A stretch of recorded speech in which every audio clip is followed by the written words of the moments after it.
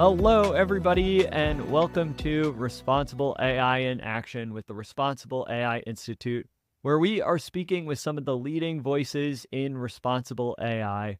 I'm very excited. We have Amelia Kallman joining us today. Amelia, thank you so much for joining me on the show. Oh, it's my pleasure. Thank you so much for having me.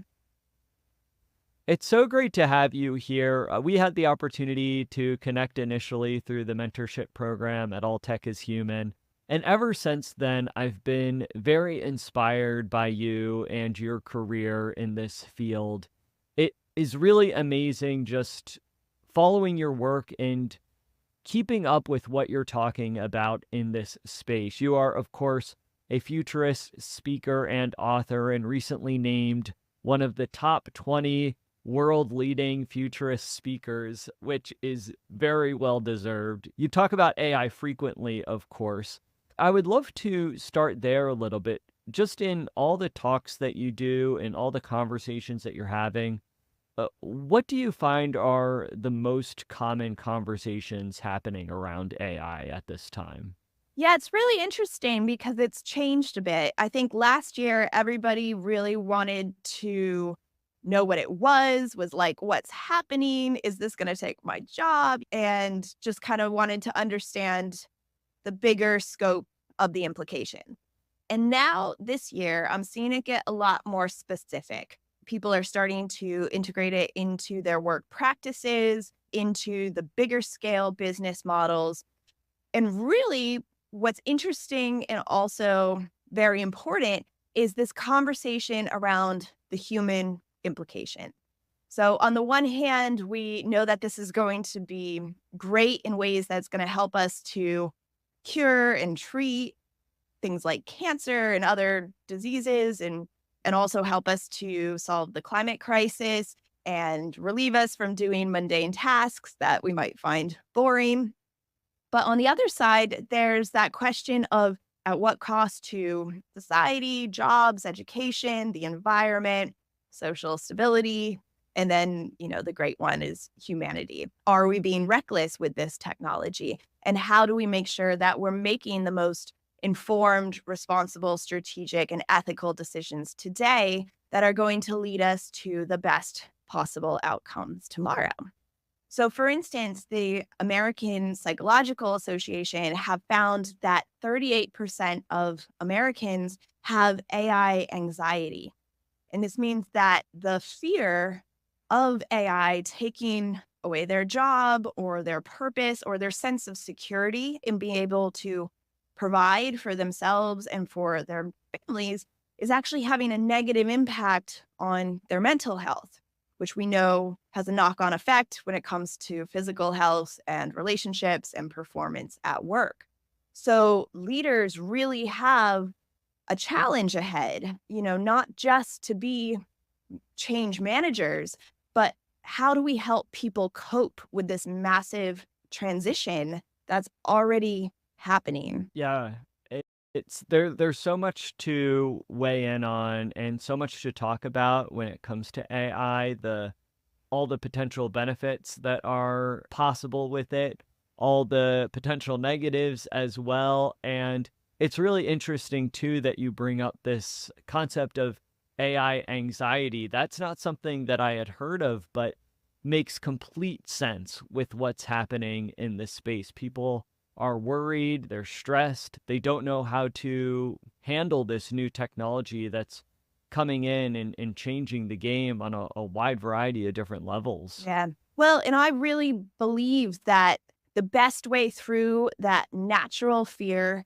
and resistance to change is to empower ourselves with knowledge, which is why podcasts like these are so great because they help us to teach each other. And hopefully, through that education, we get over some of that fear and anxiety. Yeah, what's amazing is to see kind of how the solutions are being created, what's being thought up of based on the various conversations that are being had in various fields. I know you had brought up the climate crisis, and actually this week, Fintech Global released an article about the future of sustainability and how AI is going to play a role in that. For example, AI is automating sustainability data analysis, which is enabling experts to focus on the strategy and impact of sustainability. And it also benefits sustainability in a variety of other capacities, but at the same time, it raises concerns about the environmental costs and accountability of AI as well. So I would love to hear your input on this. I know that AI sustainability is something that you've spoken about previously and continue to do so. I'm wondering if you can discuss some of the potential risks or challenges that organizations might face when implementing AI solutions for sustainability, and how might these risks be mitigated as well? Yeah, for sure. I I really believe that this technology is going to help us to solve the climate crisis in the long term, but we have to be honest and transparent about how it's going to contribute to it in the short term. So, for instance, it's expected that 80 to 130 million generative AI searches will be performed every hour in enterprise in the US alone this year. And every single one of those Wow. searches already uses between 4 and 25 times more energy than a simple Google search. And as we expect more from these systems, that uses more data, which uses more energy, which creates a larger footprint. So much so that the International Energy Agency predict that by 2026, the energy consumption of data centers is going to double, making it equal to the entire country of Japan. So this means Oh that my gosh. yeah. I mean, you could just picture Tokyo and then you think the entire country, and it's quite a lot. So, what this means, though, is that it's now more vital than ever that we act urgently to divest ourselves of fossil fuels, to move quickly towards the wide scale adoption of renewable energies. But also, we must advocate for regulation that draws a line in the sand, making sustainability a requirement and also incentivizing companies to use renewable energies and to do the right thing. Another big challenge that we are looking at and already dealing with and have been dealing with for a while is e waste. So in 2022, we created 62 million metric tons of e waste, and that was double what we had created in 2010. So this is going up exponentially. Wow.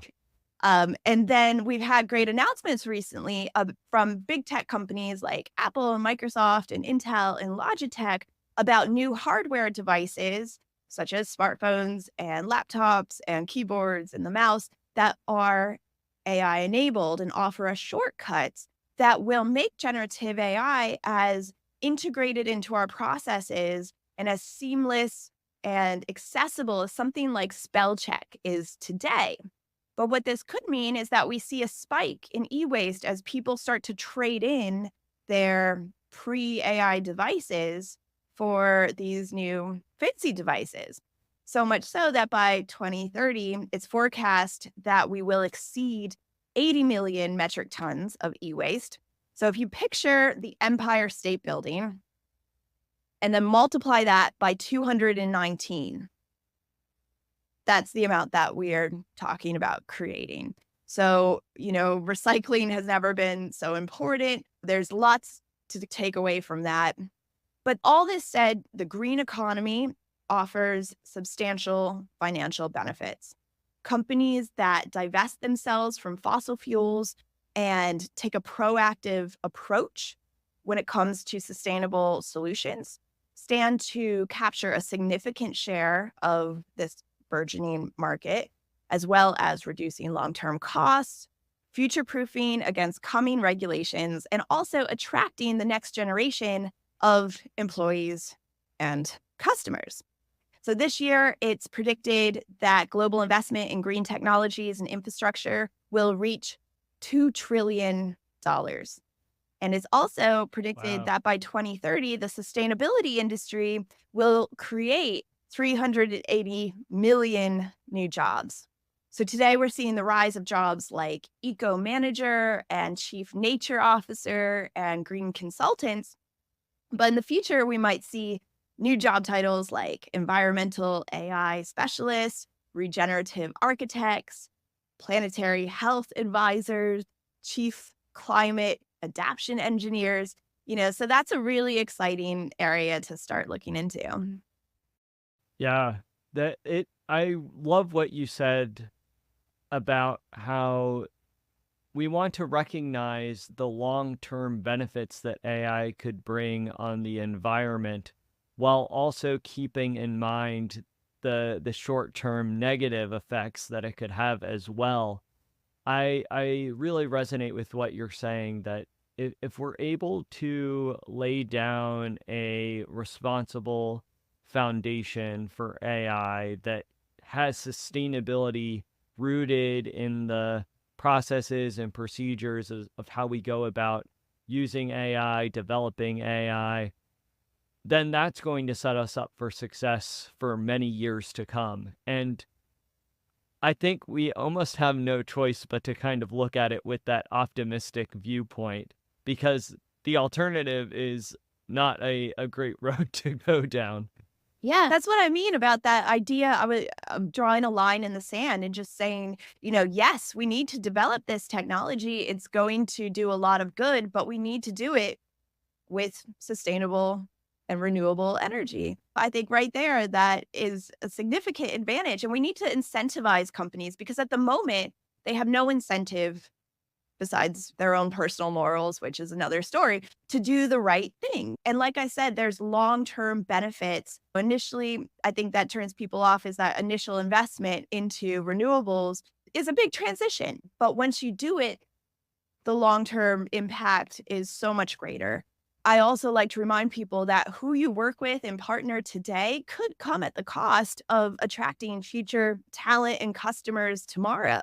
We know that Gen Alpha and Gen Z prioritize the environmental impact and purpose when it comes to these technologies in the future. This is a generation that's expected to experience between 2 and 7 times more extreme weather events in their lifetime. So when it comes to entering the workforce, are you a company that they're going to want to work for? Have you done the right thing right now during this time? Because we have no time to waste.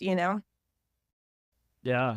Oh my gosh, Amelia, you've given us so many great things to think about, especially when it comes to how to create AI sustainably moving forward.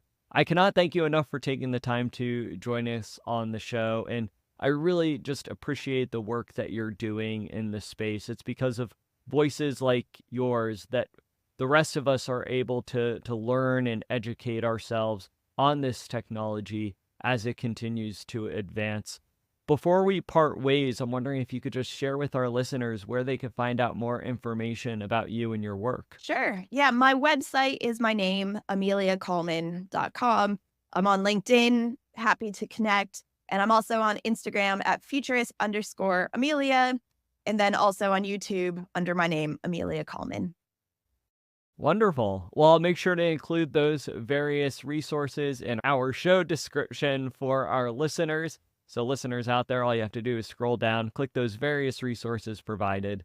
Amelia, thank you so much again for joining us. Thank you so much, Patrick. It's been a pleasure.